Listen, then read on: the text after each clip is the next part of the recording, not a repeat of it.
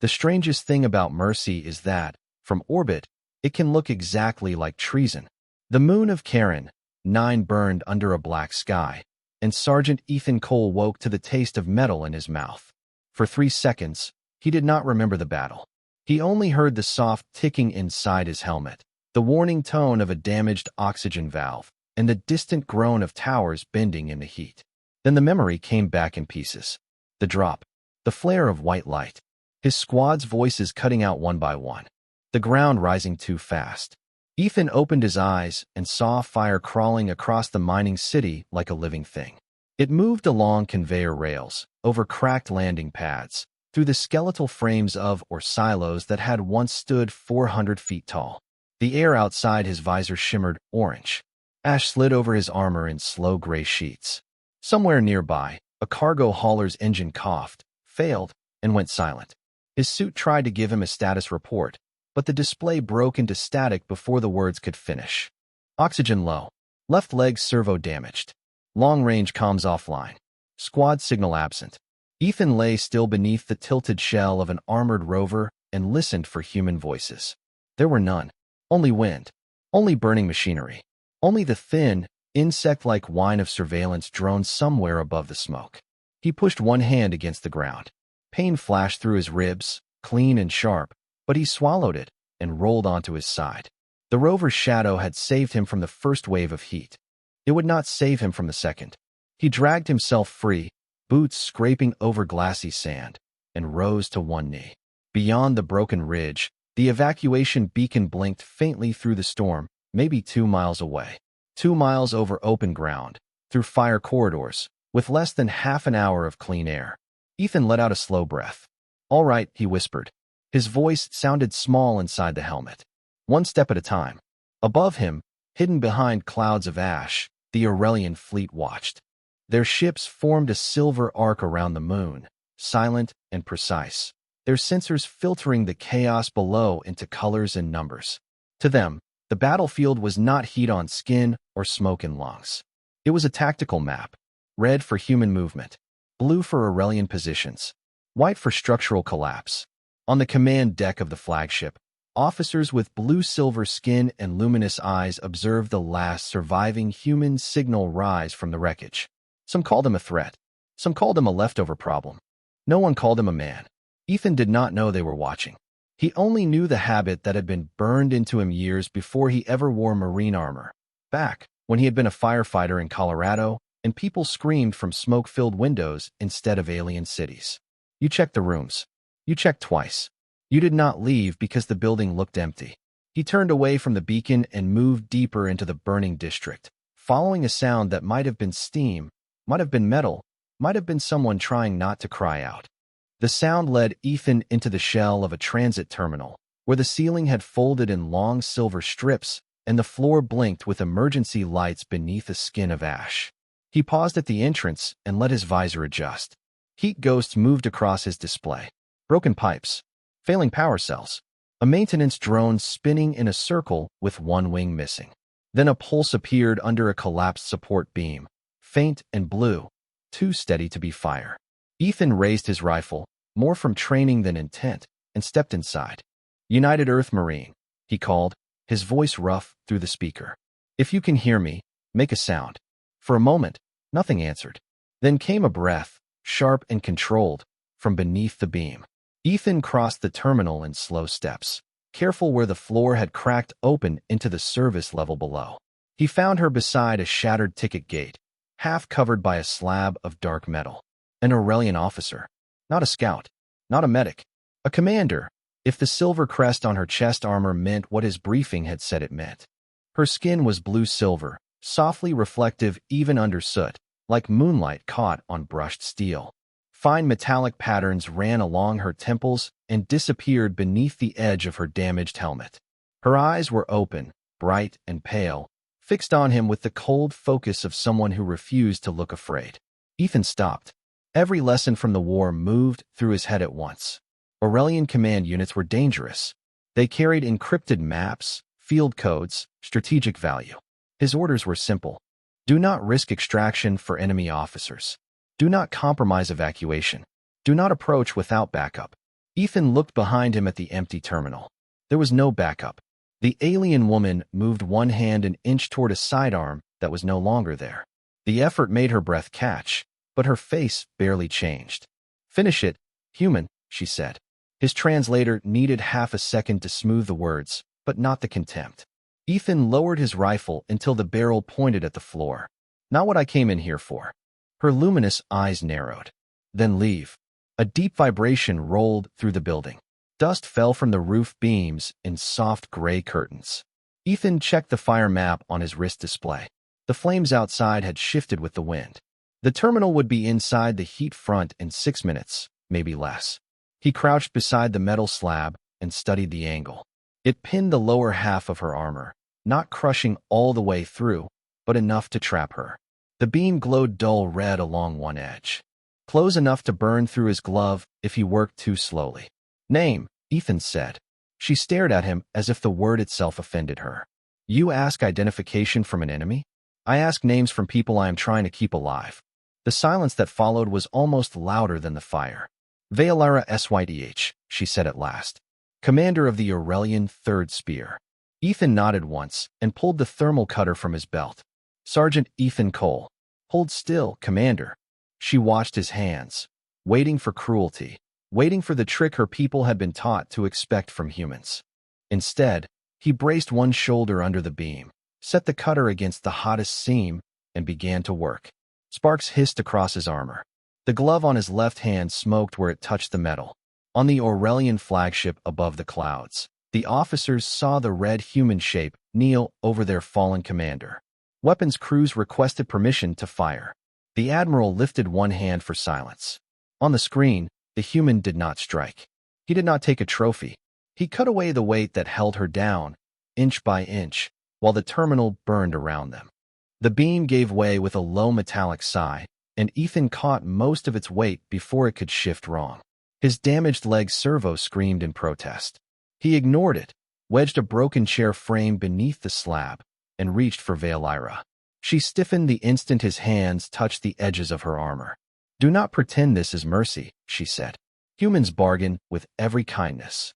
Ethan slid one arm behind her shoulders and checked the seal at her side where the armor had cracked. A thin line of blue-white fluid glowed against the black material, bright as starlight in the smoke. He pressed a patch over it and held it there until the sealant hardened. "I used to pull strangers out of burning apartments for a living," he said. Nobody had much to trade in pajamas. Veolara blinked once. The translator gave her the words, but not the memory behind them. Ethan did not explain. He tightened the strap on his field kit, then glanced toward the terminal doors. Outside, the fire had found the street. Orange light pulsed through the broken glass, brighter with each breath of wind. "Can you stand?" he asked. Veolara pushed one hand against the floor. Pride moved first. Pain followed. Her body rose an inch, then failed her, and she caught the sound in her throat before it became anything weak. Ethan looked away for half a second, giving her the only privacy the battlefield could offer. "That is a no," he said. "I did not answer. You did not have to." He turned his back and crouched, arm around my neck. Her eyes sharpened. "Absolutely not." A support cable snapped overhead, showering sparks across the ticket gates. Ethan stayed crouched. "Commander, in about 4 minutes this building is going to become a furnace. You can hate me outside." For the first time, something almost human moved across her face. Not trust, not softness. Calculation, maybe. Survival wearing armor. Slowly, with visible reluctance, she reached around his shoulders. Ethan lifted her carefully, keeping pressure off the damaged side, and rose with a grunt that his helmet speaker mercifully swallowed. She was taller than he expected, built with the long, graceful strength of her species, but the suit took part of the weight until his left leg stuttered again. "Your equipment is failing," Veolara said. "So is the building." He started toward the exit. The air beyond the terminal doors had turned copper red. Heat washed over them even through the armor. Ethan angled his body between Veolara and the worst of it, one arm locked behind her knees, the other gripping his rifle low and unused. He moved step by step into the street, past melted guide rails and abandoned cargo carts, past signs still flickering arrival times for trains that would never come. Above the moon, the Aurelian command deck had gone quiet. Their screens magnified the scene until every officer could see the impossible details. The human adjusted his hold when their commander flinched. The human turned his shoulder into the heat. The human chose the longer path because it had more cover for her. Why? One young officer whispered, forgetting rank, forgetting protocol. No one answered. Admiral Karen stood rigid before the display, her silver uniform reflecting the cold light of the tactical map. She had spent 30 years studying human warfare. Their aggression, their endurance, their alarming willingness to advance when logic said retreat. None of her reports had prepared her for this. On the ground, Veolara felt Ethan's breathing change. It came heavier now, spaced between the suit's warning tones. Put me down, she said. You will move faster. I know. Then do it. Ethan stepped over a cracked fuel line and kept walking. No, I am your enemy. You are also very bad at being quiet. Her jaw tightened, but she said nothing. A drone passed high above the smoke, its lens catching both of them in a trembling frame of orange light.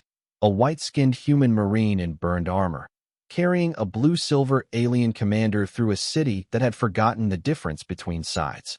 For one strange second, the war had no language for what it was seeing. The street narrowed into a service passage between two refinery blocks, and Ethan took it because the wind was lower there and the fire had less room to breathe. The walls on both sides were black with heat. Warning lights blinked beneath layers of soot, casting red pulses across Veolara's face each time Ethan passed a doorway.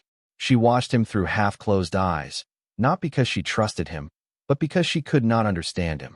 Every few steps, his damaged leg dragged for one beat before the servo caught again. Every time it happened, his grip tightened around her, careful enough not to hurt, stubborn enough not to let go. His radio crackled suddenly, a burst of static followed by a human command channel cutting through the interference. All surviving units, withdraw to Beacon Point Delta. Repeat, withdraw immediately. Do not attempt enemy recovery. Do not delay for hostile assets. Ethan froze beneath a broken awning. The words filled his helmet. Clean. Official. Final.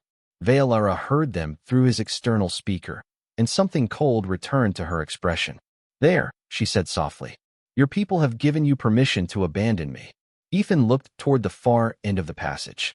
Beyond it, the evacuation beacon flashed in the smoke like a tiny white heartbeat. If he left her, he could still make it. Maybe. His oxygen counter read 18%. His suit temperature warning had stopped blinking and now burned steady amber. He could feel sweat cooling at his neck, then heating again as the air system struggled.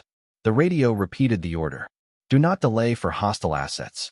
Ethan reached up, switched the channel off, and the sudden silence felt almost holy. Veolara stared at the side of his helmet. That was a lawful command. It was a scared command. There is a difference. There better be. He started walking again. Above them, the Aurelian fleet saw the human signal stop, pause, then move away from the shortest route to safety. A weapons officer turned from the display.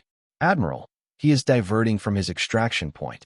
Admiral Karen did not answer. On the magnified feed, the human had chosen the longer passage, the one with lower thermal exposure for the injured commander. The tactical computer marked it inefficient. The room understood something the computer could not. Veolara's breathing changed as they reached a maintenance lock at the end of the passage. The door was jammed half open, warped by heat. Ethan lowered her carefully onto a strip of flooring that had not yet buckled and wedged his shoulder against the panel. Metal shrieked. The gap widened 3 inches, then stopped. He tried again. The servo in his left leg failed completely, and he dropped to one knee before catching himself with one hand. Veolara's hand moved before her pride could stop it. She caught his forearm. For a second, both of them looked at her fingers wrapped around burned armor. She let go as if the contact had betrayed her. Ethan said nothing.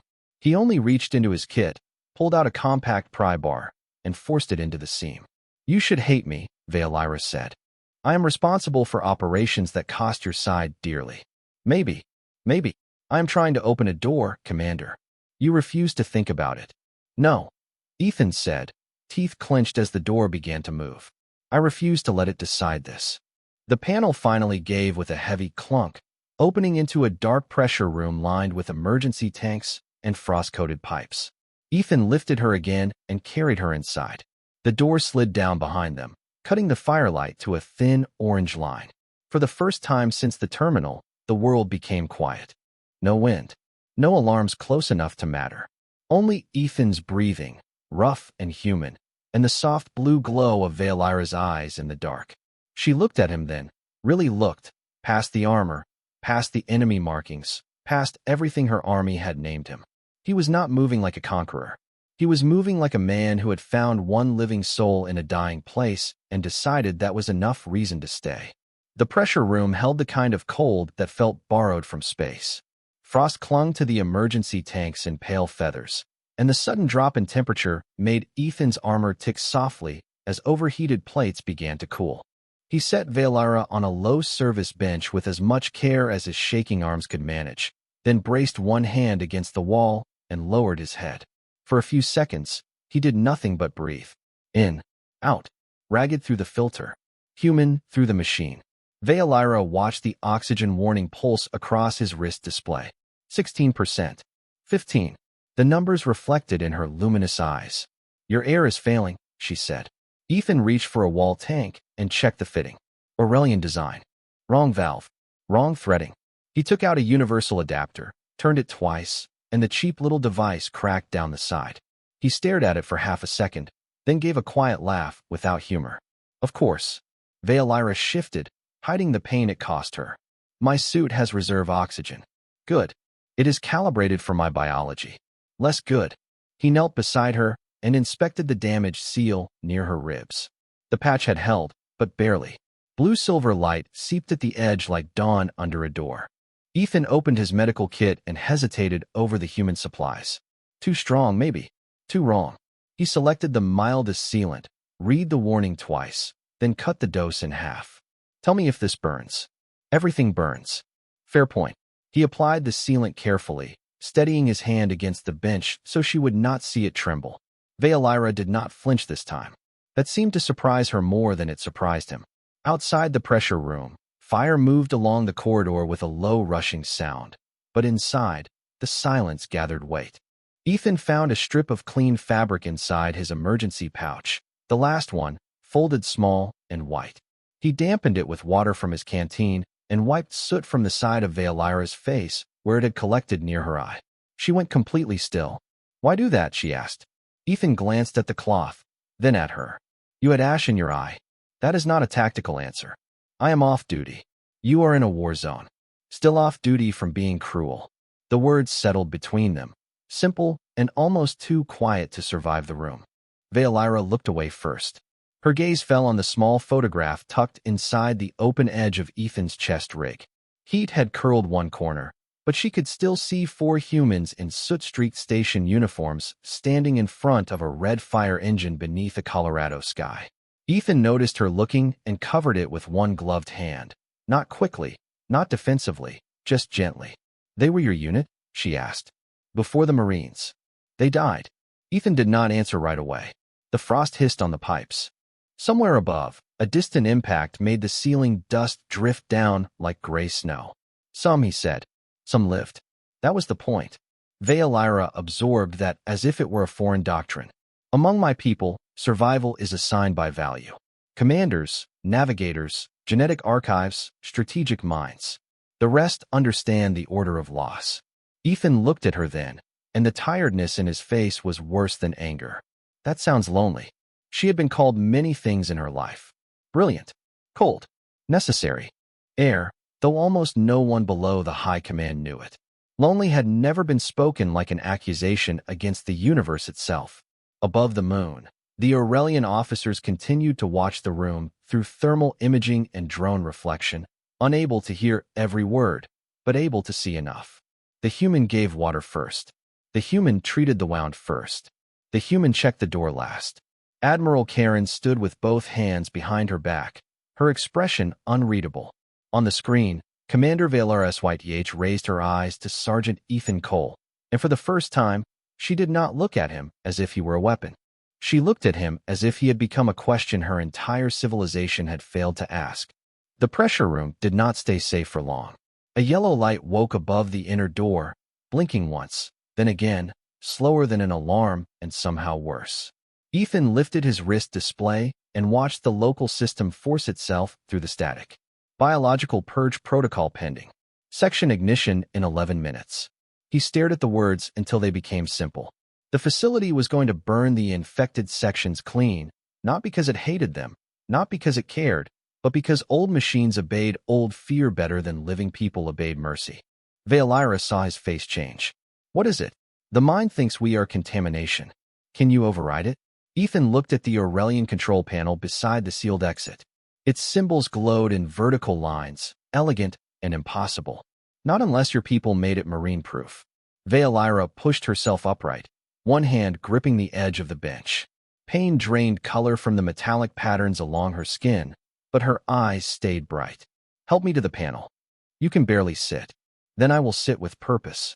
Ethan almost smiled. Almost. He lifted her just enough to move her beside the console, bracing her with his shoulder while she raised a trembling hand to the controls. Her fingers hovered over the symbols, then faltered. The wound at her side had taken more from her than she wanted him to know. She tried again. The wrong light flashed. Access denied. Outside, a deep mechanical thump rolled through the walls as emergency shutters began closing across the district. Their route was disappearing one door at a time. Easy, Ethan said. Do not tell me easy. Fine. Hard then, but slower. She gave him a sharp look, and for one breath, despite the heat and failing air and the end of everything pressing against the walls, something like humor almost survived. Then her hand shook again. Ethan caught it before it dropped.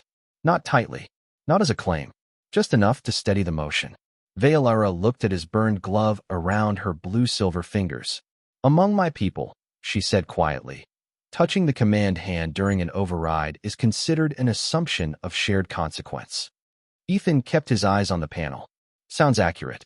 You do not understand what that means. It means if this goes wrong, we are both in it. She studied him for half a second, then let his hand remain. Together, they entered the sequence. One symbol, then another. Her knowledge, his steadiness, her voice, low and precise, guiding him through shapes his translator could not read. The panel accepted the code with a soft chime. A map appeared, showing one service tunnel still open to the surface, 300 yards north, past the cooling spine and the drone bay. Ethan's oxygen read 12%. Valyra's reserve tank showed green, but the connector at her shoulder was cracked. Neither of them mentioned it. Above the moon, the Aurelian command deck erupted into motion. She has opened a route, an officer said. Drone bay path. High risk. Admiral Karen stepped closer to the display. Can we land? Not before purge ignition. On the screen, the human lifted their commander again, though every sensor reading said his suit was past safe limits. Valyra did not tell him to put her down this time. She only reached up and keyed a small control at her collar, opening her reserve oxygen feed into the narrow space between them. Ethan heard the soft hiss and felt his suit intake improve by a fraction. Commander, he said, that is yours. Shared consequence, she answered. The door opened into a tunnel filled with blue emergency light. Ethan adjusted his hold, stepped forward, and carried her into it. Behind them, the pressure room sealed itself with a final, gentle click, like a coffin deciding not to wait. The tunnel beyond the pressure room was colder than the city above it, lit by strips of blue emergency light that flickered in long, uneven breaths. Ethan moved through it with Valyra in his arms, one shoulder brushing the wall whenever his damaged leg missed a step. The floor sloped upward toward the cooling spine, a service channel that carried heat away from the refinery towers during normal operation. Nothing about Karen 9 was normal anymore. Pipes trembled overhead. Valves opened and closed by themselves. Somewhere deeper in the facility, the purge system counted down with patient mechanical faith. 9 minutes. Maybe less. Ethan did not ask the suit again. The suit had started giving him answers in broken fragments, and fragments were worse than silence. Valyra kept her eyes on the route map projected from her wrist, its pale symbols shaking with each step he took. 200 yards, she said. Then a left turn into the drone bay access. How many drones? Maintenance models. That sounds friendly. They carry cutting tools. Less friendly. A soft metallic clatter moved through the tunnel ahead. Ethan slowed. The blue lights reflected across the curve of his visor, and across Veilira's silver-blue skin, making both of them look like ghosts passing through the same bad dream. Around the corner, 3 maintenance drones crawled along the ceiling rails, small oval bodies with folded tool arms tucked beneath them. Their lenses turned at once. Red scan lines passed over Ethan, then Veilira, then the damaged seals on both suits. Contamination detected. The words came from hidden speakers in a calm female voice. Please remain still for cleansing procedure. Nope, Ethan said, and ducked into a side alcove just as the drones descended. He did not fire. The tunnel was too tight, the pipes too unstable, and Veilira too close. Instead, he grabbed a loose length of insulation cable from the wall and swung it across the rail junction. The first drone sparked and froze in place, blocking the other 2 with a shower of harmless white flashes. Ethan pushed past before the system could reroute them. His breath came hard now. The extra oxygen Veilira had shared kept him upright, but not steady. She felt every stumble through his arms. You are slowing, she said. You are very observant. Set me down. I can crawl from here. Not fast enough. You do not know that. I know purge systems. The tunnel widened into the drone bay, a long chamber filled with hanging repair units, charging racks, and work platforms suspended over a lower maintenance pit. The exit hatch glowed on the far side, only 60 yards away. Between them and the hatch, more drones woke in their cradles, one by one, lenses blinking red in the blue dark. Veilira reached for her command panel, but her fingers shook too badly to focus. Ethan shifted her weight against his chest and looked at the platforms. Hold on. To what? Me. He stepped onto the nearest suspended walkway. It swayed under them, cables creaking overhead. The drones moved slowly at first, confused by conflicting classifications: enemy soldier, friendly commander, damaged biological signatures, unauthorized movement. Ethan used that confusion like a door left cracked open. He walked faster, then faster still. His left leg failed halfway across, and his knee hit the platform hard enough to send a shudder through the cables. Veilira's hand closed around his shoulder plate. Not fear. Refusal. Ethan. It was the first time she said his name without rank, without species, without distance. He pushed himself up. Still here. Above the moon, every Aurelian officer heard the audio through Veilira's open command link. The flagship fell silent again, not with confusion this time, but with recognition. Their commander had spoken the human's name as if it mattered. Ethan reached the final hatch as the purge countdown echoed through the bay. The door required 2 inputs, 1 Aurelian code and 1 manual release 20 feet away. Veilira saw it at the same moment he did. You cannot do both while carrying me. Ethan looked from the manual release to the hatch, then gently lowered her against the wall beneath the control panel. Then we do it together. The hatch system divided the world into 2 impossible distances. Veilira sat beneath the Aurelian control panel with one hand pressed to the glowing symbols, and Ethan stood 20 feet away at the manual release, framed by blue light, smoke, and the restless movement of waking drones. Between them, the drone bay trembled as the purge countdown reached its final minutes. The calm facility voice returned through the speakers. Cleansing sequence imminent. All personnel remained still. Ethan looked at Veilira through the haze. On 3, her fingers steadied over the code. Your species always counts before doing reckless things. It gives us a second to pretend we thought it through. For the first time, Veilira smiled. It was small, exhausted, and gone almost as soon as it appeared, but it changed her face completely. Not softer, more alive. 1, Ethan said. The drones moved closer along the rails, confused no longer. 2, Veilira entered the first part of the command. The panel accepted it with a musical tone. Ethan wrapped both hands around the manual release wheel. The metal was hot, even through his gloves. 3, he turned the wheel. It resisted like the whole moon was holding it shut. His shoulders locked. The damaged leg servo spasmed and failed again, forcing him to brace himself against the wall. Across the bay, Veilira dragged herself higher against the panel and completed the code with a shaking hand. The hatch groaned open 6 inches, then 1 foot, then stopped. A warning flashed above it in harsh white letters. Obstruction detected. Manual force required. Ethan saw the problem at once. A safety bar had dropped across the lower track. It could only be lifted from the hatch side. He looked back at Veilira. She understood before he spoke. No, she said. Ethan crossed the distance to her as the first wave of heat rolled into the far end of the bay. He lifted her in one motion that stole the breath from him and carried her to the hatch. The opening was narrow, barely wide enough for one person in armor. Beyond it lay the surface tunnel, dark and sloping upward toward open air. Safety. Almost safety. Ethan lowered her to the threshold. Crawl through. Not without you. Commander. Ethan. Her voice cracked on his name, not from weakness, but from the terrible clarity of knowing what he intended. He did not argue. He only reached past her, lifted the safety bar with his left hand, and used his right shoulder to keep the hatch from dropping. The door rose another few inches. Enough. Veilira stared at him, eyes bright as stars behind smoke. You said together. We are. You go first. On the Aurelian flagship, alarms sounded as the feed cleared through the drone bay cameras. Officers saw the human holding the hatch open with a suit that was failing, saw their commander half through the gap, refusing to leave him, saw the heat line advancing behind them.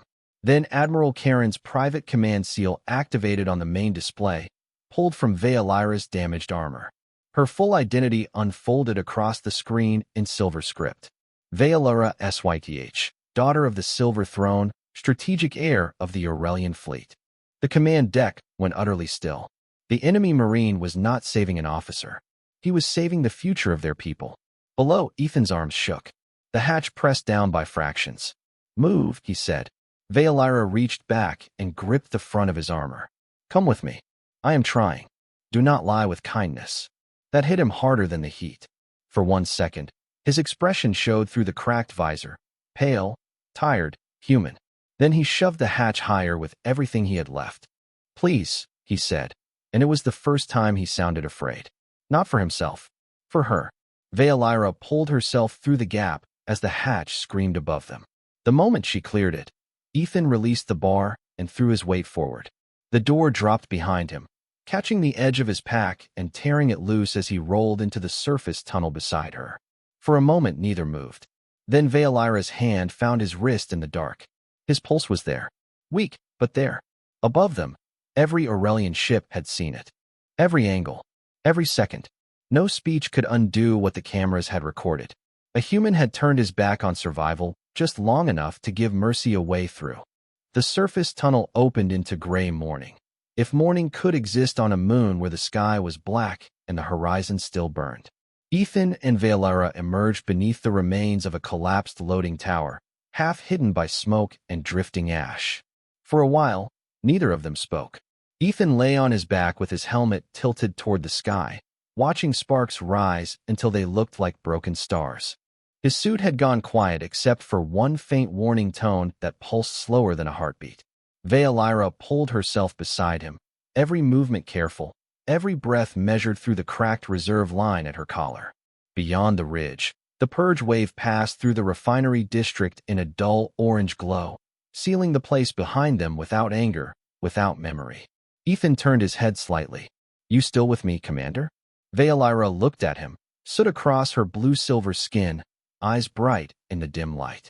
I was about to ask you the same. He gave a small breath that might have been a laugh if there had been more strength behind it. Then the sky changed. Clouds of ash opened above them, pushed apart by descending engines. One Aurelian dropship appeared first, then 3 more, their silver hulls silent and smooth as they lowered through the smoke. Ethan tried to reach for his rifle, but his hand barely moved. Veilira placed her fingers over his wrist. Do not. Old habit. Let this one die. The ships touched down 30 yards away, sending ash rolling across the ground in pale waves. Ramps lowered. Aurelian soldiers stepped out in polished armor, tall and still, their weapons held low. Ethan waited for commands, for restraints, for the cold efficiency of people collecting an enemy survivor. Instead, the first soldier removed her helmet and dropped to one knee. Then the next. Then the next. Across the burned landing field, an entire rescue unit knelt in silence before the wounded human Marine and the commander he had carried out of fire. Admiral Karen descended last, her silver uniform untouched by ash until the wind found it. She stopped before Veilira, but her eyes moved to Ethan. For a long moment, the Admiral said nothing. Maybe rank had no words for what she had seen. Maybe war had used them all up. Veolyra pushed herself upright despite the medics rushing toward her. Her voice was weak, but it carried. No weapon will be raised against Sergeant Ethan Cole. Not today. Not under my command. Not while my name still means anything to the Silver Throne. The soldiers bowed their heads. Ethan stared at her through the cracked visor, slow understanding moving behind tired eyes. Silver Throne. Veolyra looked almost embarrassed, which somehow made her seem more powerful. A detail I did not have time to mention. Convenient. You were busy ignoring evacuation orders. The medic beside Ethan paused as if unsure whether laughter was allowed near royalty. Ethan closed his eyes. When he opened them again, Veolyra was still there, her hand resting close to his but not touching, as if asking permission from the silence itself. Above them, the fleet transmitted the recording to every Aurelian command channel, and, within the hour, to the human side as well. No speech accompanied it. No accusation. No victory claim. Only the image of a Marine carrying an enemy through smoke, stopping for her pain, sharing danger without ceremony, and choosing a life over a line on a map. By nightfall, ceasefire requests moved between the fleets in careful, disbelieving language. In the medical bay of the Aurelian flagship, Ethan slept beneath unfamiliar blue light, while machines translated his heartbeat into symbols no one had used for humans before. Veolyra sat in the next recovery cradle, refusing to leave until his breathing steadied. When his burned hand shifted against the blanket, her blue-silver fingers moved closer and gently touched the edge of his glove. No oath was spoken, no treaty signed in that room. But outside the window, the ships of two armies stopped aiming at each other for the first time in years. He had not carried an enemy through fire. He had carried the first peace neither army had been brave enough to ask for.